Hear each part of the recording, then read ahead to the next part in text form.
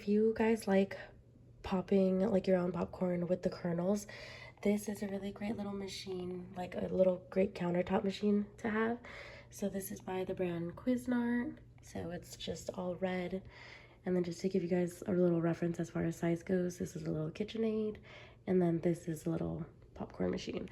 So there's a little scooper right here where you're gonna put your kernels, and then you're just gonna drop it basically on the inside, and literally just as fast as if you were to pop popcorn in the microwave, this does it just as fast. So you literally just place whatever it is that you're trying to store your popcorn in, whether that's like a little bucket, a bowl, or like a little popcorn cup. You literally place it right here. I prefer putting it in a bigger or larger bowl just because it does spit out and it can go in different areas.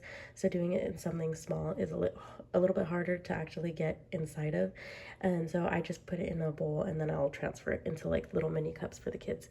But yeah, so this is what it looks like. That's the where you place the kernels.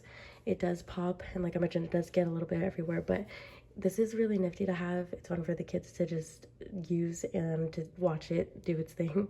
But yeah, works really great.